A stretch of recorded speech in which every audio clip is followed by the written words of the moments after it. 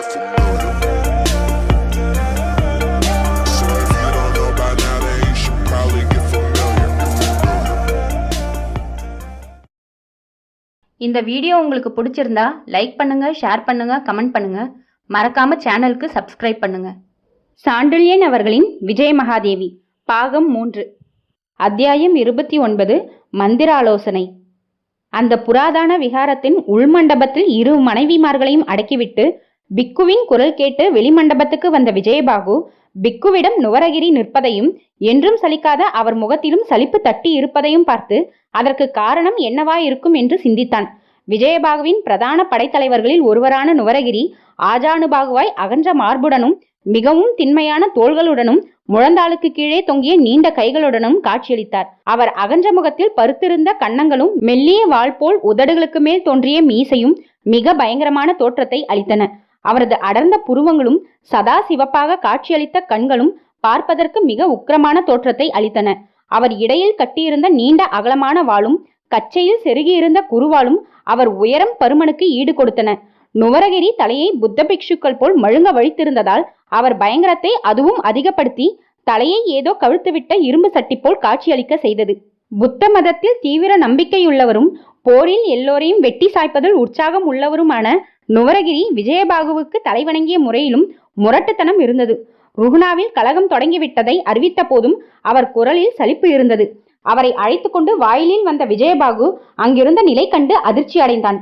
ரவிதேவன் மார்பிலும் கையிலும் காயங்கள் இருந்தன. காலில் பெரிய வெட்டு காயங்கள் இருந்தன. அவர்களுடன் வந்திருந்த இன்னும் 10 பேர்களும் பெரும் காயங்களை அடைந்திருந்தார்கள்.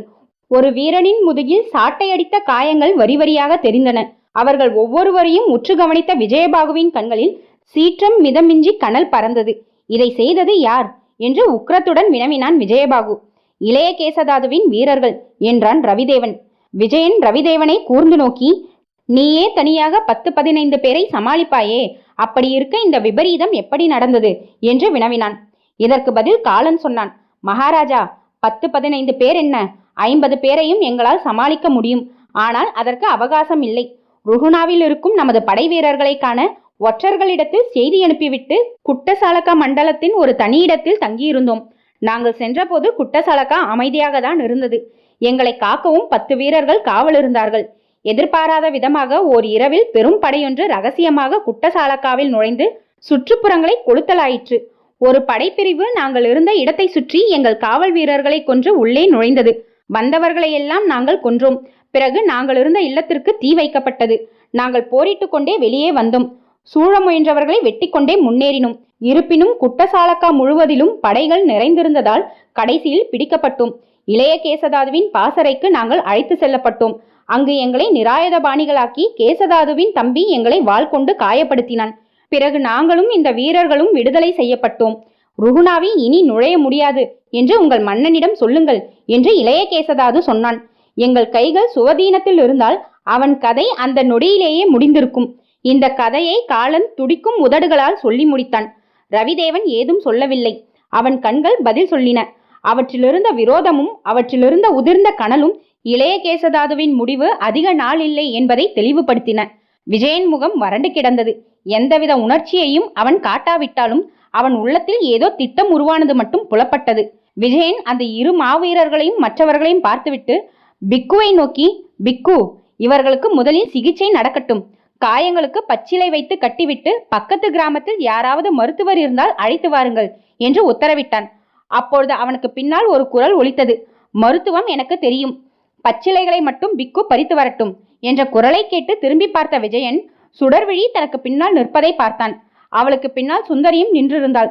நானும் தங்கைக்கு உதவுகிறேன் என்று சொல்லவே பிக்கு தமக்கு தாமே அர்த்தமில்லாமல் தலையை ஆட்டிவிட்டு வெளியே சென்றார். சுடர்விழி தனது தகப்பன் மார்பிலிருந்த காயத்தை பார்த்து, அப்பா, உங்களை காயப்படுத்துபவனும் ஒருவன் இருக்கிறான் என்பதை இன்றுதான் உணர்ந்தேன் என்று துன்பம் குரலில் ஒலிக்க பேசினாள். அப்பொழுது ரவிதேவன், என் கை கால்களை கட்டிவிட்டால் எனக்கு காயம் விளைவிப்பதில் என்ன கஷ்டம் என்றவன், இதற்கு மருத்துவம் எதுவும் தேவையில்லை, நீ மற்றவர்களை பார் என்றான். ஆனால் திரிலோக சுந்தரி அதற்கு இடம் கொடுக்காமல், பேசுவதை பிறகு வைத்துக் கொள்வோம், எல்லோரும் இப்படி வாருங்கள் என்று உத்தரவிட்டு எல்லோரையும் முன்மண்டபத்தின் தூண்களில் சாய வைத்தாள். பிறகு சுடர்விழியை நோக்கி, சுடர்விழி, நீ கங்கைக்கு போய் ஒரு குடத்தில் நீர் கொண்டு வா. கங்கை பச்சிலைகளில் பாய்ந்து வருவதால் அதற்கே புண்களை ஆற்றும் குணம் உண்டு என்று கூற சுடர்விழி விரைந்தாள் மண்டபத்துக்குள். அங்கிருந்து ஒரு அபிஷேக குடத்தை எடுத்து இடுப்பில் வைத்துக்கொண்டு ஒய்யாரமாக நடந்தாள் கங்கையை நோக்கி.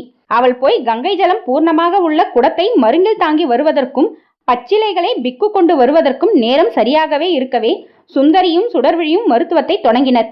சுடர்விழி பச்சிலையை ஏதோ 2-3 வேர்களை வைத்து நசுக்கி அரைத்தாள்.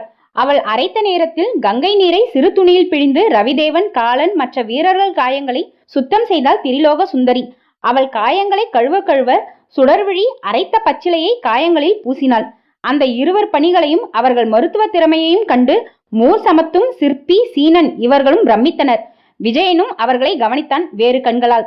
தனது மனைவிகளும் ராணிகளுமான அந்த 2 எழில் மங்கைகள் மருத்துவம் செய்ய முன்வந்தது எத்தனை பெரிது என்று விஜயன் எண்ணினான். தான் செய்த பாக்கியம் உலகில் வேறு யாருமே செய்யவில்லை என்பதை உணர்ந்து கொண்டான் விஜயன். இப்படி மருத்துவம் முடிந்ததும் உள்ளே தங்களுக்காக மூர்சமத் பக்கத்து கிராமங்களிலிருந்து வாங்கி வந்திருந்த பாலை சூடு பண்ணி அந்த வீரர்களுக்கு பங்கிட்டு கொடுத்தார்கள் அந்த பெண்கள். 2 பெண்களும் செய்த சைத்தியோபச்சாரங்களால் காயமடைந்த வீரர்கள் சற்று உணர்ச்சி பெற்று தங்கள் நன்றியை தெரிவிக்க முயன்ற சமயத்தில் திரிலோக சுந்தரி அவர்கள் முன்பு கம்பீரமாக நின்று, நீங்கள் இன்றிரவு படுத்து உறங்குங்கள், மற்றவற்றை நாளை பார்ப்போம் என்றாள். அதுவரை வாளாவிருந்த நுவரகிரி வினவினார், மன்னவா, நமது அடுத்த போர் திட்டம் என்ன என்று. திட்டம் தயாராகிவிட்டது. நாளை காலையில் நமது மந்திராலோசனையில் திட்டத்தை தெரிவிக்கிறேன் என்றான். இப்பொழுதே மந்திராலோசனை துவங்கினால் என்ன? நுவரகிரி கேட்டார்.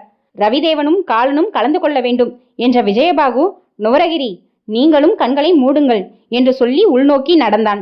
பிக்கு மன்னன் போவதை பார்த்து கொண்டு நின்றார். காலைக்கு முன்பு இன்னொரு மந்திராலோசனை உண்டு. இகழ்ச்சியாக பேசினார். சற்று நேரத்திற்கெல்லாம் உள்ளே மந்திராலோசனை துவங்கியது. மந்திராலோசனை மட்டுமல்ல, பூசலும் துவங்கியது. 2 பெண்களும் அவன் உள்ளே வந்ததும் 2 தூண்களை நோக்கி சென்றார்கள். மறுபடியும் முருங்கை மரத்தில் வேதாளம் ஏறிக்கொண்டது என்றான் விஜயன் அவர்கள் காதில் கேட்கும்படியாக. அதை கேட்டதும் 2 அழகிகளும் அவனை நோக்கி சீறி வந்தனர்.